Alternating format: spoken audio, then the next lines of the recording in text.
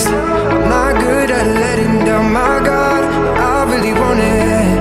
Before you, I was running in the dark. When you said this was goodbye, that's when I realized I can't live without you. I want you and only you. I got nothing left to lose. So I'll keep waiting for you. It's the only thing that I can do to keep my composure. Oh, I need you closer. I want you and only you. Yeah, yeah, yeah, yeah. Yeah, yeah, yeah,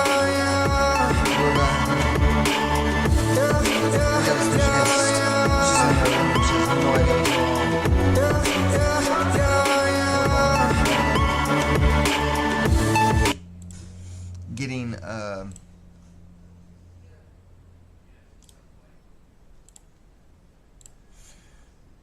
work on getting another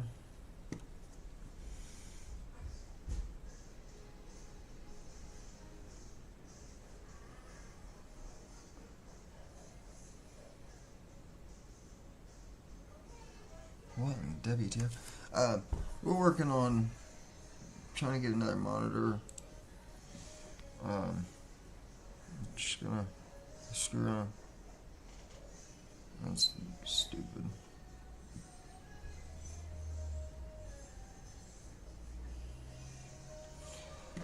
I had something I wanted us to check out, but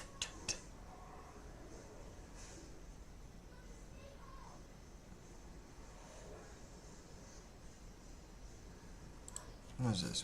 Imagine you're a scammer sitting at your laptop, a YouTube window pops up with a live video feed of a bunch of people watching a screen, and on that screen is you. Open it! Open it! Open it! This is me. I'm 16 and I was able to join the largest attack against scammers in history. This is amazing stuff. The team had people stopping scams, They're not from Apple. They're impersonating big companies. some people saving victims, and I was a part of the group hacking scammer webcams. We're going to be destroying some scammers, going after them, taking control of their systems, doing some reversals. This group had Midnight, Agent G9, legends like John Hammond, Ryan Montgomery, and Pierogi from Scammer Payback. As we go through the day, our ADT minds are just, especially at the end of the table, I'll just say that their access has been taken to another scammer's computer, and from here, we're able to just watch them and watch anything that they do. It's as if we're sitting at the computer. He's trying to connect back into your computer right now, and he's failing. I'm watching him try, and he's failing because you have it turned up. Let's go. The operation. It's the People's Call Center, basically a specialized call center to go after so scam. this is this YouTube channel is called Scammer Payback. Pierogi, he attacks scammers. Specifically, it's mostly overseas scammers. I mean, that's where a lot of them come from. That's where a lot of people are hacking and making phone calls and getting people out of. Oh man, it's a pandemic online. There's a whole nother world in these screens that nobody even thinks or realizes is going on. But these guys, Scammers. Scam baiters from all over the world are flying into Scammer Payback headquarters to show off their skills Restart the computer. That thing will go away. There's nothing wrong with your computer. and take down those pesky scammers who are stealing billions of dollars from innocent victims every single year. But it doesn't stop here. Pierogi and his team have spent countless hours and dollars organizing this incredible week-long event. So you just know we had some special things planned. So we're trying to identify as many scammers as possible. And a good way of doing this is by accessing a scammer's webcam. But here's the problem. The majority of scammers, they cover their webcams completely, so you can't see anything. And this is bad because we can't figure out who they are. But in this case, since we're at the People's Call Center, we have amazing individuals like Ryan Montgomery and John Hammond developing tools allowing us to counter this problem. He clicked OK. They are developing. Oof. Big oof. Yes! No. Oh wait. While they're hacking. Well, you're not going to be able to see it anyway because only one process can have a handle on the webcam at once. Yeah, you didn't know that? That's why we got the error the first time. Right now, we are looking for scammers to have covered or taped up their webcams, and we're going to send them a legit system message that's going to have some very specific language that's going to request for them to uncover their webcams so we can see their faces and identify them.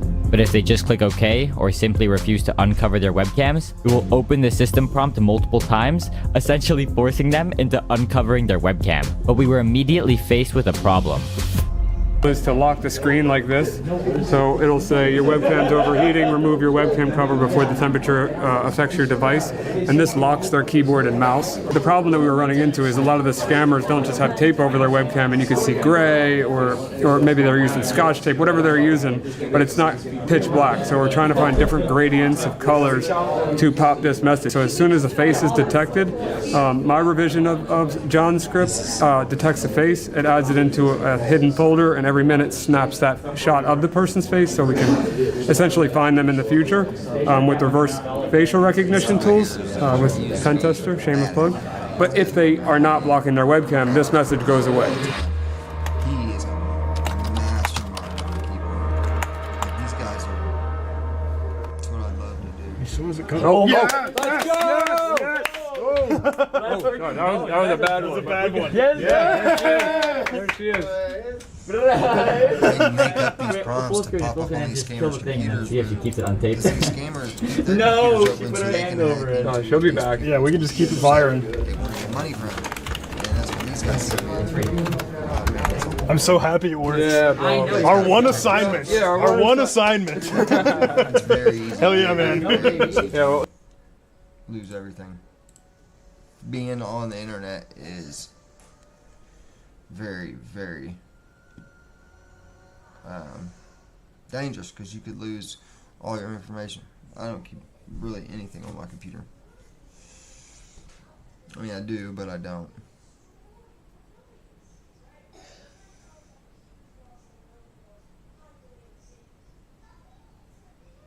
What?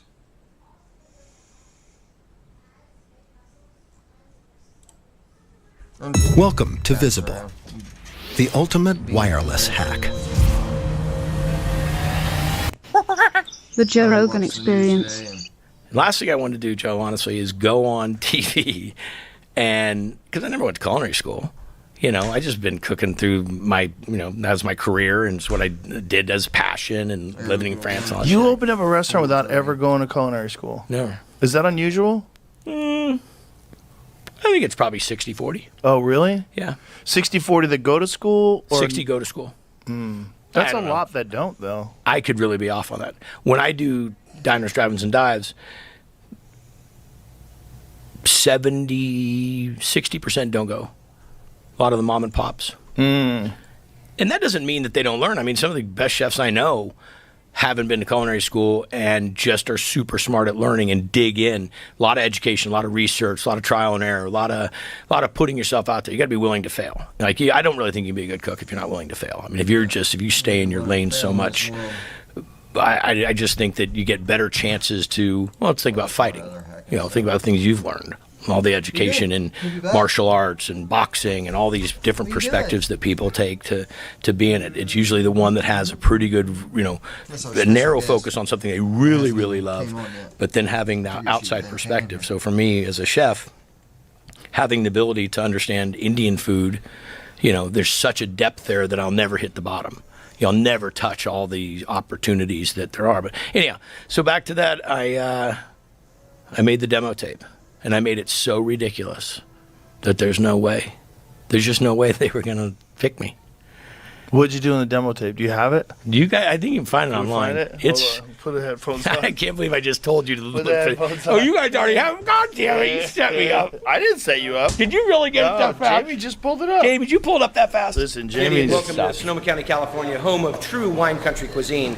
Today I'm going to prepare a dish for you not in not in fusion, but in confusion. I'm going to do a gorgonzola tofu sausage terrine that will be served over a mildly poached ostrich egg.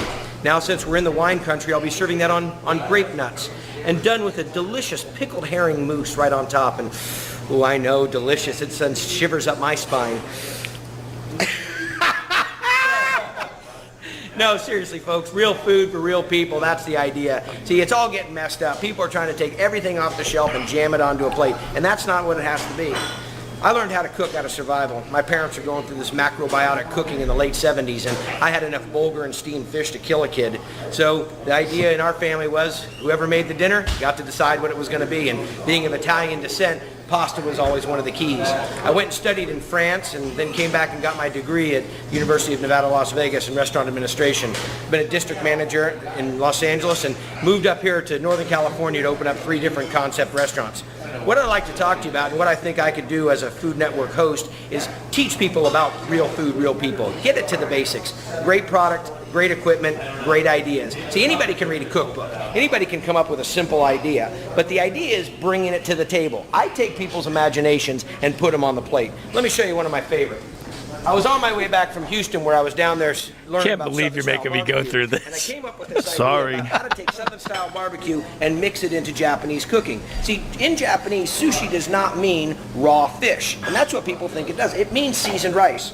So I take a little bit of seasoned rice, a little bit of smoked pork butt, and we put this together here in a dish with a little of our American favorite, French fries, and mix this together with a little bit of the California favorite, some avocado.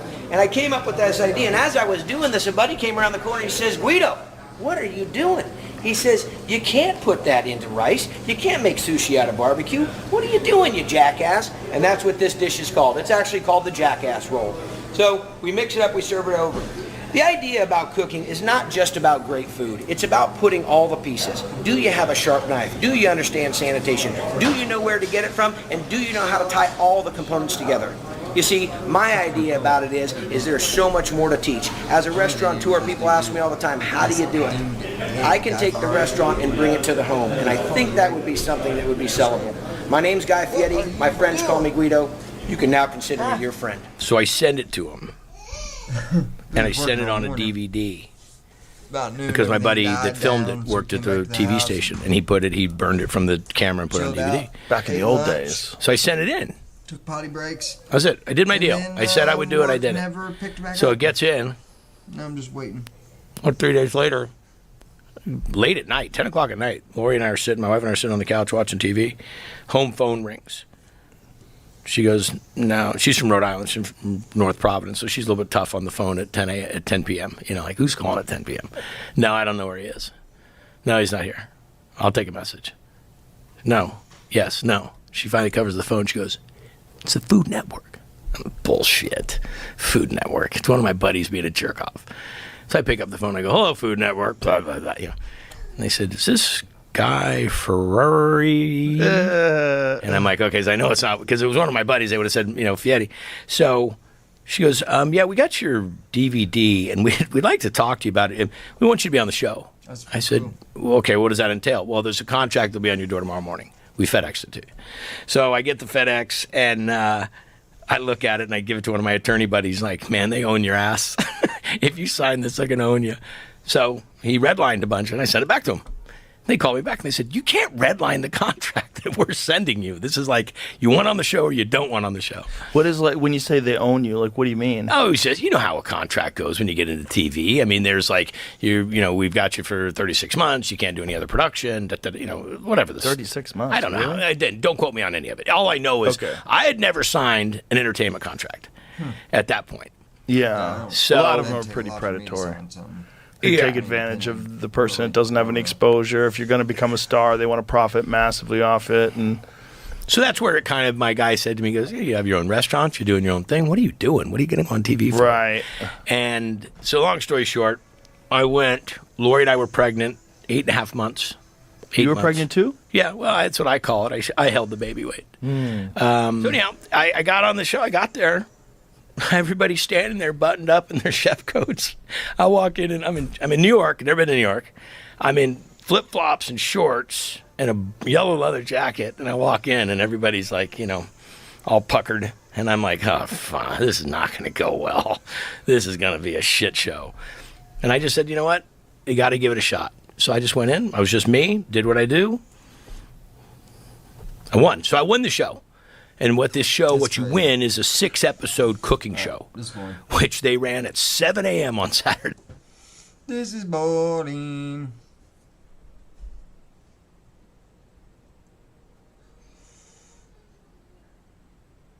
Oh, he's just running that. I don't want to watch that.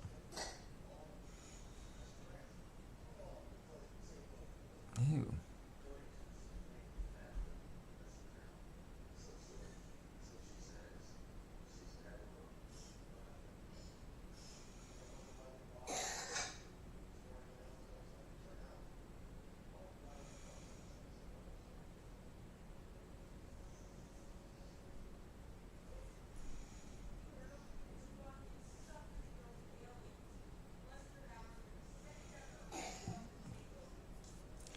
Dang, dude, there's nothing going on. Oh, did you guys see this stuff right here? Free Bitcoin and... What is this? Hold on. So, guys, there are a couple of things I can't cover right now. First of all, we got a survey. The feedback survey, about 1 minute. But people are saying you can do it on PvP, or you can move on to the PvE and then do it if you want to, which I'll do it on PvE just to make sure, because I'm pretty sure a lot of people worry about it's not happening on PvE. It always happens on PvP. As far as I know, whatever event happens, whatever survey happens, it's always there for PvP. But let me double check in PvE. And my god, why does it take so long to switch it?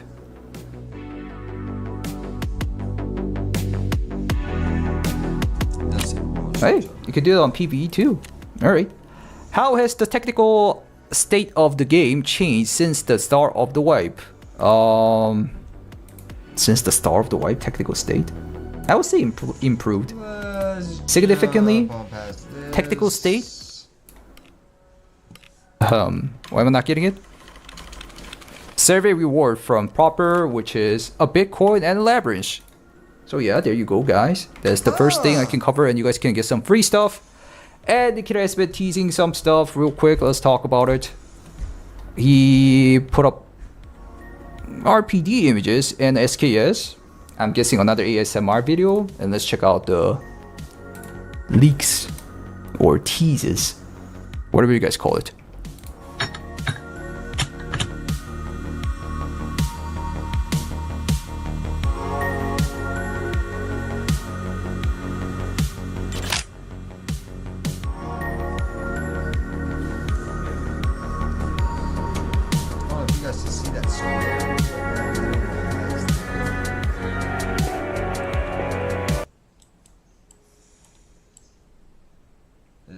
I gotta fix my mouse thing, whatever the heck's going on with it.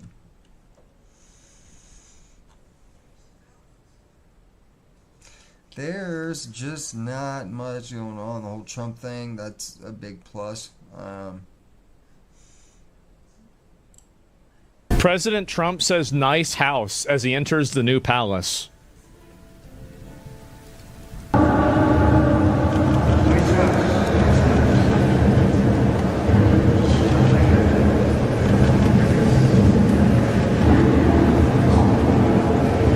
Oh, jeez. Yep.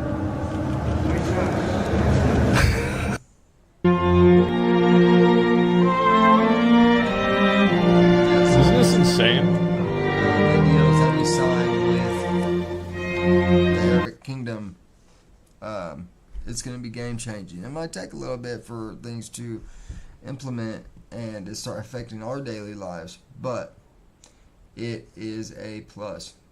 Okay, anybody says. Están a todos los hermanos a venir a la iglesia. En su discurso se están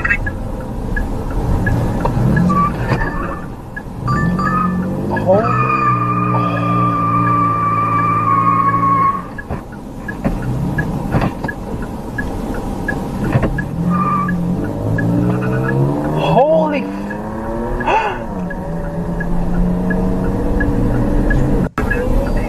a todos los hermanos a venir a la iglesia. En su discurso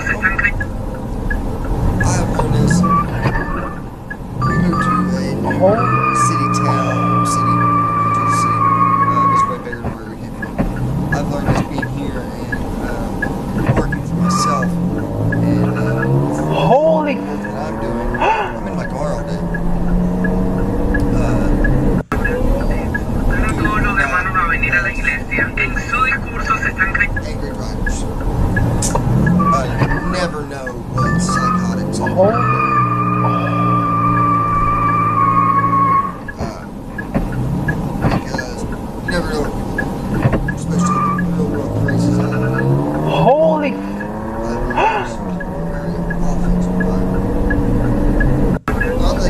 Para todos los hermanos a venir a la iglesia. En su discurso se están already over. But the people always strapped, always. You never know what somebody else is doing. So, road rage is Holy. Road rage is the most dangerous. People don't think about this. Those vehicles Para todos los hermanos a venir a la iglesia. En su discurso se están our lives so much for so long. Nobody understands how dangerous vehicles really are.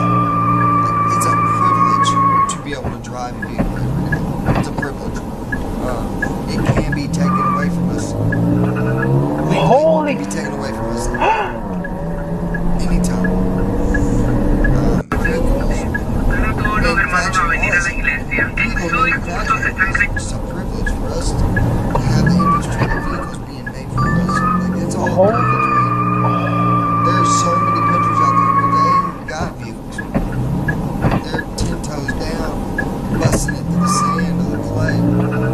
Holy. You know what I mean? I have the privilege of being able to get up on my ass, walk outside, and jump on Para todos los hermanos a venir a la iglesia. En su discurso se están There's a lot of countries that don't have that. And we just take advantage of it every day, like these two jackasses in the street. Vehicles are very, very dangerous. You know the rules, man. Nobody This is how I got my neighbors. This is happening in our backyard. We caught a guy in 5 seconds. I said, "You're a hacker. Fire your computer up. Let's do it." I'm just gonna say hi. Who wants This is an ethical hacker I was chat? watching a little And I while named ago. He's myself fighting a bunch Ashley of stuff. 13 female New Bunch of Jersey. stuff. He's Let's see going how to- many private messages. He's at interviews on other YouTube channels and this and that, but he's here on an interview with Sean Ryan show, and he's busting. This is what he does. He busts Come in. predators. 2 already. 3. It's been like 10 seconds. I can't even keep up with them here. Every time I click one, there's more on the list. Oh, he's 47. 47 Are you years okay old with in a my teen age? chat room. I said, "Are you okay with my age?" 13, like my profile says. He says, "Yes, want to fool around?" It hasn't even been 60 seconds yet. You jumped in a chat room, you called yourself Ashley 13 New Jersey. Literally less than 10 seconds, we have a 47-year-old wanting to have sex with a 13-year-old girl. So we think it's over there, it's over there, it's over there. No, it is happening in our country, right here, in our neighborhoods, in our backyards, in our families. These predators are on everything. Facebook, Snapchat, Instagram, Twitter, TikTok, their Xbox when they're talking to their friends. And maybe even declare a national emergency to fight this evil. And I only said hi in the chat room, nothing else. This is happening in our backyard. We caught a guy in 5 seconds. I said, The wizards are on our doorstep! You can't let people serve! Back down the hatches, gentlemen! Anybody ever touch The wizards are on our doorstep! Come! Is this the guy we're trusting?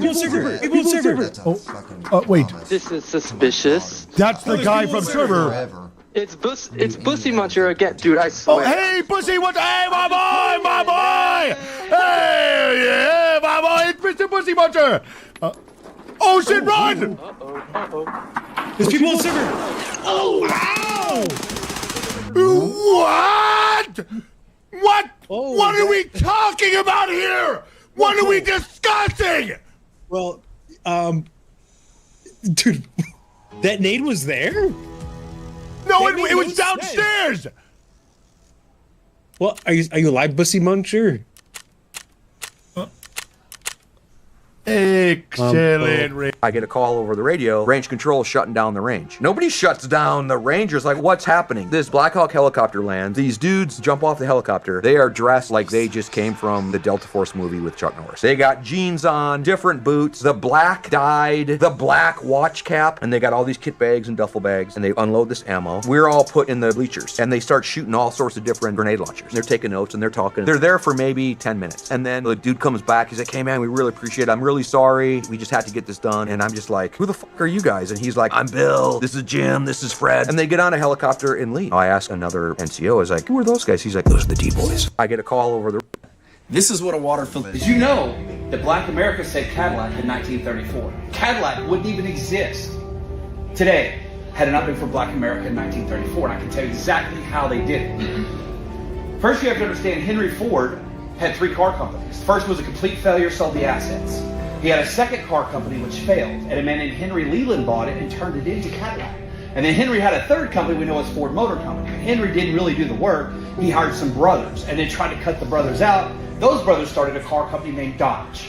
So I want you to understand how incestuous this is. That's amazing. So Henry Leland started Cadillac. Industry is GM bought it in 1919 from him. So now General Motors has it. It's one of the top luxury brands in America. But when the Great Depression hit in 1928, nobody had money, right? You don't have auto loans. They did not exist back then. So if you couldn't pay cash for a car, you weren't getting it, and banks failed, nobody had money.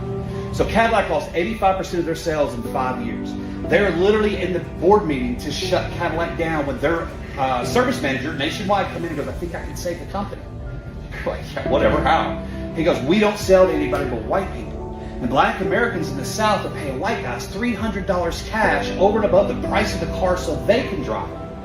The elite, the judges, the attorneys, the entertainers, they're for it. And Cadillac's like, what do we got to lose? So in 1934, they opened it up, the first car company ever to have integrated sales. And Black Americans bought so many Cadillacs in 1934, sales went up 70%. Now I want you to ask yourself, this is the Great Depression. Nobody has money, there's bread lines. How can Black Americans afford to save a luxury brand? How? They couldn't put their money in banks. And all the banks failed, all the white people lost their money. The law of unintended consequences kept Black America from being harmed by the Great Depression like everybody else, believe it or not. And I talked to a gentleman who said the only reason my granddad said he knew it was a Great Depression because he saw a white man picking out his trash. I was like, wow. So, in doing this, it turned Cadillac around. And Cadillac became the first auto manufacturer to hire Black Americans on the design and style team, not just de facto. So Cadillac became one of the first integrated brands, and a lot of times we have stereotypes about Black America loves Cadillacs. Now you know why. They save the damn car. I did not. That is cool. Alright, I am running. Oh, the elephant. It's running on 4 o'clock. I gotta leave in 28 minutes. I'm gonna cut this one short. What in the hell?